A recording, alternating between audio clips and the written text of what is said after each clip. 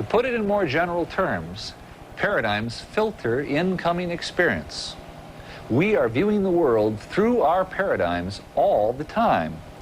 We constantly select from the world that data that best fits our rules and regulations and try to ignore the rest. As a result, what may be perfectly obvious to a person with one paradigm may be totally imperceptible to someone with a different paradigm. I call this phenomenon the paradigm effect. And I have seen repeatedly that what Kuhn describes for scientists is true for anyone who has strongly held rules and regulations in their lives. And who doesn't?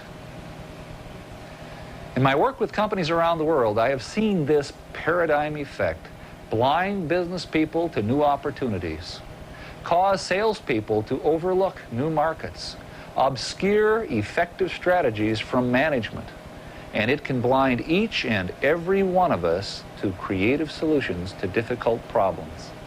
Whether it's the Army or the environmental movement, the American Medical Association or the League of Women Voters, whether it's Citibank or IBM, the coach's way to hit the ball or mom's way to clean the kitchen, we deal with paradigms all the time.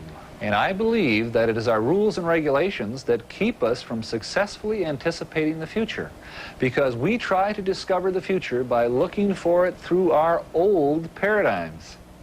And so in the 1960s, we looked forward and concluded, cheap gas forever. 4 children make an ideal family. Cable television will never catch on. Japanese products will always be junk. And boy, were we wrong. And we were wrong because our paradigms had the power to keep us from seeing what was really happening. Now, you may think this is an interesting abstraction.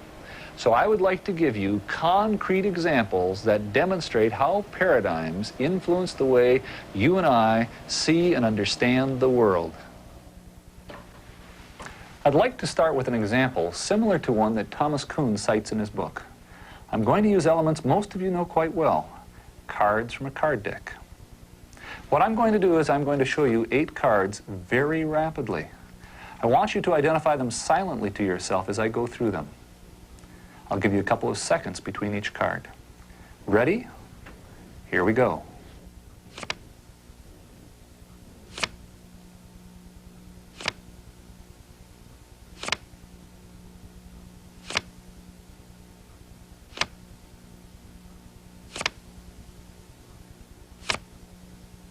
Good. Now let's go through it a second time for those of you who may have missed some.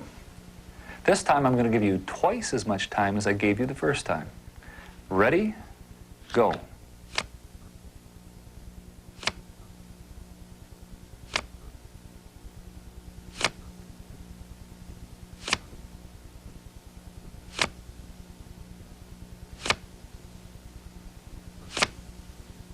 All right.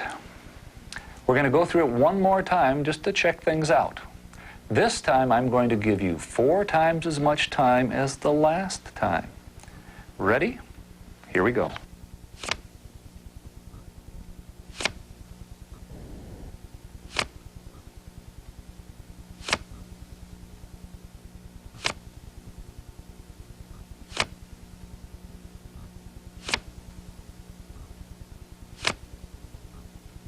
Okay, that's it.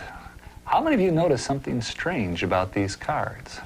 For example, the second card was a red spade,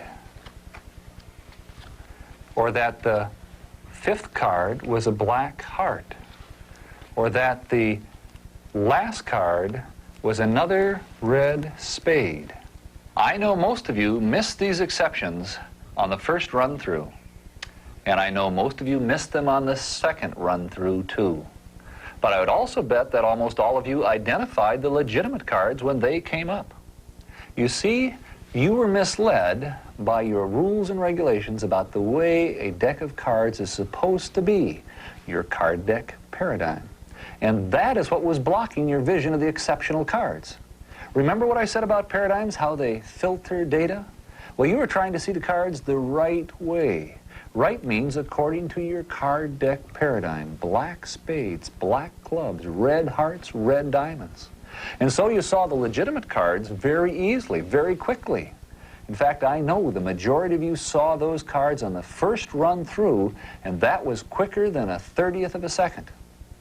But your paradigm of card decks also made it very difficult to see the cards that didn't fit the rules. And so instead of seeing them as they were, you distorted the data to try to make it fit your paradigm. That's the paradigm effect in action. And every time you run into something that's beyond the boundaries of your paradigm, you will have difficulty seeing it. You just won't get it.